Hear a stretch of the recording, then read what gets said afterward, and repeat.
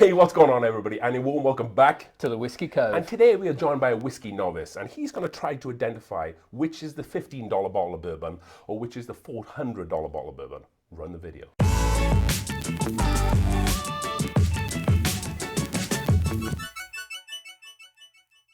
All right then, folks, before we get into today's episode, don't forget to hit that subscribe button. And if you enjoyed today's video, don't forget to smash that like button too.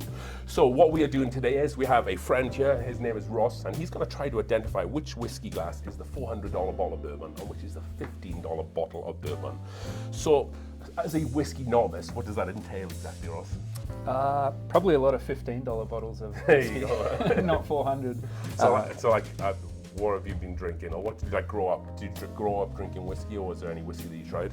In Australia, it was more rum, but more Scotch whiskey and things like that as well. So bourbon whiskey is right on. Do you think you got what it takes for today? I hope so. Let's go for it, right? So just for you folks at home there, and for Ross here, so these are 50% alcohol bourbons. One is about an 8 to 9 year old bourbon, one's about a 5-year-old bourbon. And they're both bottled in bond. Do you know what bottled in bond is? No. Okay. So bottled in bond means that it's made by one distillery over one distilling season. It has to be 50% or 100 proof ABV. So it's really specific, like bottled in bond, like laws they brought in way back when to kind of stop people from cutting whiskey and just all the bootleg and stuff. Yeah, right. So we're gonna get into glass number 1 here. So these have already been pre-poured for us, and we're doing a bit of a double blind because I know what's in the glass. He doesn't know what's in the glass, but I don't know which ones they are in the glass. So we're gonna start with glass 1, which is your right, and then we're gonna go to your left now. So let's start with glass 1. Let's give it a bit of a nose in notes here. So I'm feeling straight away in the glass. Kind of looks quite thick. Nice kind of color to it as well, kind of like a light brown, maybe like a burnt honey color. I do get a bit of sweetness. I don't know if you're picking that up. Yeah, I was gonna say buttery almost. Like a butterscotch? Gotcha. Again, a little bit of honey as well. Maybe a touch of wood. Thinking maybe like a pecan.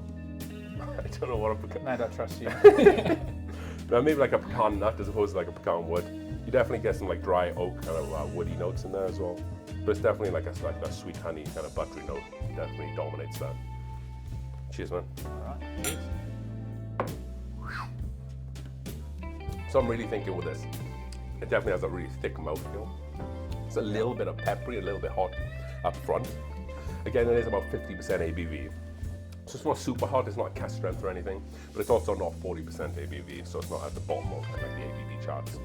I feel like a lot of the spice is a lot of the heat is not so much coming from the ABV, but maybe from the spice.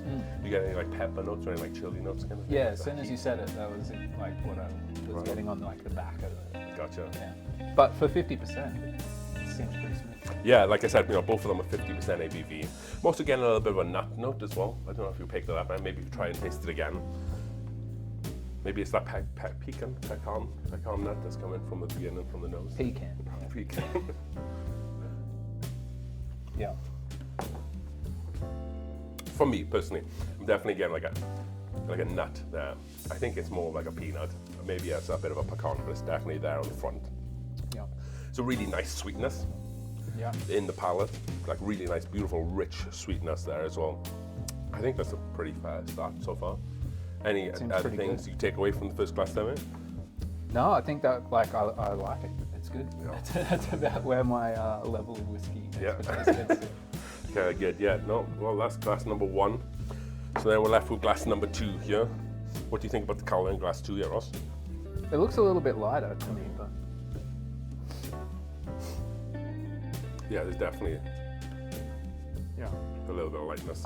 The lights that we have here kind of helps for us to really see through these whiskies. It's definitely a little bit lighter, but it doesn't always necessarily mean that it's younger or older. Doesn't look as thick. I think it's a little thinner in the mouth glass, a little bit thinner in the glass. Yeah, I think I'm with you on that. I'm going for a little nose here. This is glass 2. That's a little different, that's for sure. Yeah. You do get sweet notes just like the first one, but I think that the sweetness is definitely heading off in a different direction. Not as strong, I would say. Like the actual power, I guess. Okay. Not as overpowering. Gotcha. Yeah, it kind of reminds me a little bit of it's like a strawberry candy floss. Do you know what that is? Like candy, you know what candy floss is? Candy floss, Yeah, so like imagine like a strawberry scented version of like candy floss. I don't know what Americans call candy floss. Fairy floss? Sugar candy, is it? Fairy floss? Fairy floss, something like that. Cotton candy, there you go. Thank you for the audience on that one. So yeah, it kind of smells like, if you can imagine what cotton candy is, and if like they added like a strawberry scent to cotton candy, it kind of has like that red berry note in the glass there. But it's very candied forward. I don't know if you're picking that up. I trust you on that. Yeah, I'm not getting much wood. No. Any oak notes? No. Not anything like, I guess, the first one. Like, immediately it was very sort of sweet, and I almost knew that it was going to be almost butterscotch. Sure, yeah, definitely had a bit of a thickness there, but let's go into glass number 2, yeah? Sure. Cheers. So I do get a little bit of proof on the palate. It's not as spicy as the first one.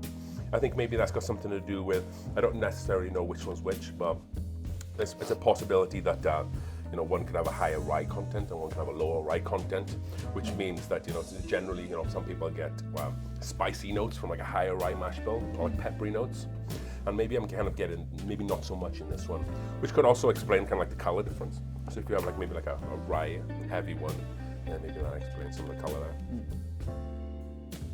Again, that kind of cotton candy or candy floss or whatever kind of comes through a little bit on the palate. But again, not much wood there. It feels like different parts of my mouth are tasting. Like I feel like I'm tasting a lot on the side of my tongue. So it like coats the mouth pretty well, like. Oh, just different, almost like different like taste receptors. But yeah, I'm just getting like a really like nice cotton candy sweetness. There's a little bit of strawberry in the palate there as well, not too much.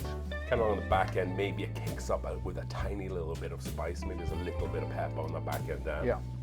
Kind of, maybe a little leather as well. If you think of like a nice like new leather, sure, it kind of really has that kind of note. Yeah. A little bit towards the back end, but like really, really pleasant whiskey. That's definitely for sure. Yeah. Any final thoughts on Prosecco and Rosso? No, I'd say like when you mentioned leather, like it kind of almost smelled that a little bit. It kicked you off to it, like. Yeah, you kind of kicked me off in those directions. Sure. And it brings it out. Yeah, I think bourbon's probably one of the harder whiskies to be able to identify different flavors, because like with Scotch and like single malts, I get like a lot of stone fruit and like different like lighter fruit colors. But with bourbon, you get a lot more like spicy vanillas and kind of like caramel, burnt characteristic notes.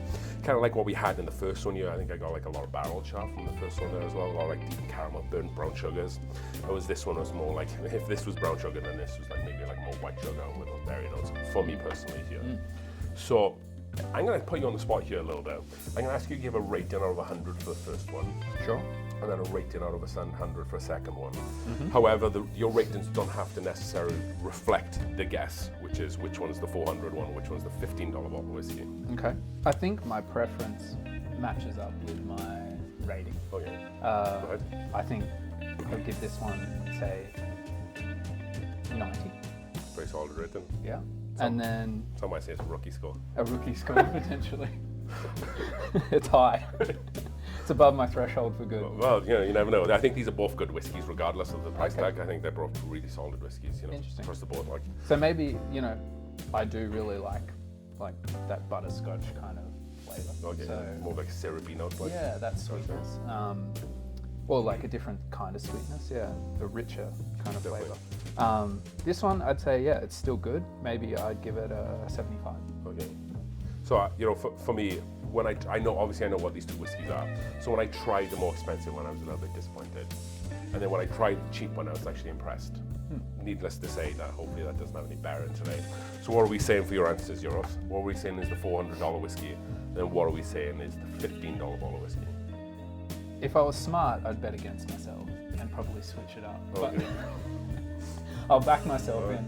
I'll say the butterscotch, 90 out of 100, it's the more expensive. Okay, so you're just going with your palate? Yeah, I'll go What with you my prefer on, okay. Yeah. So we have the answer key over here, which was provided to us by the studio audience. So glass number 1, and let's double check, make sure we have these right. This is A for me. A, yeah. And then glass number B, it's gonna be this one, yeah. So you're saying the $400 bottle of whiskey was Old Fitzgerald 9. I knew it would be correct in your thinking. So this is Old Fitzgerald Baldwin Bond 9. I think around retail you're paying about $150 to about $200, and then these generally will sell for a little bit more than that. They generally like get marked up for like $400, so maybe even something crazy in this. So when I first tried this, I tried it in a blind as well, which is quite funny. And I kind of thought it wasn't this. I kind of thought that it was something that was nowhere near this in value. So I was a little bit disappointed by this whiskey. I think if you go back to the glass now and just try to look for like a really like strong peanut note, I think I get like a broken peanut shell note from this. Okay. And I think that becomes a little bit overpowering. But also, I totally agree, there's definitely some really nice barrel char, like really nice syrupy, like butterscotch notes there as well. So the second bottle of whiskey, which you obviously correctly identified as the cheaper bottle of whiskey, that was Evan Williams Bottled in Bond. There you go. So this whole bottle of whiskey, which is 1.75 litre, cost me like $30. Wow. So that's about 12. Not bad. That's about 13. Yeah, that's about $13 for 750 milliliter. And why I wanted to choose these specific bottles is because this whiskey is made by Heaven Hill, and so is this. And I think that sometimes like some of these whiskeys share similar like flavor profiles, just because like they're made by the same distiller. Like sometimes I get a bit of a peanut note on this. I didn't get it tonight, but I did get some really nice strawberry and kind of candy cane kind of notes. This is almost like the ultimate bourbon lovers mixer. Yeah. Like this is the go-to cocktails for like 50% there. It for a penicillin. Now, you know, generally blended scotches like that. You can definitely try that.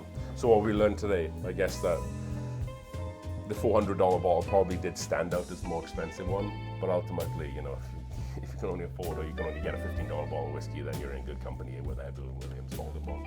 Yeah. Cool. So guys, I hope you enjoyed today's episode. We might get to see more of Ross in the next couple of years. Who knows? Kind of just shows us whenever he likes. And don't forget to subscribe to the channel, folks, as we drink through the world's whiskies one glass at a time. Oh, Fitzgerald was the winner. Cheers, Ross. Cheers. Thanks, folks.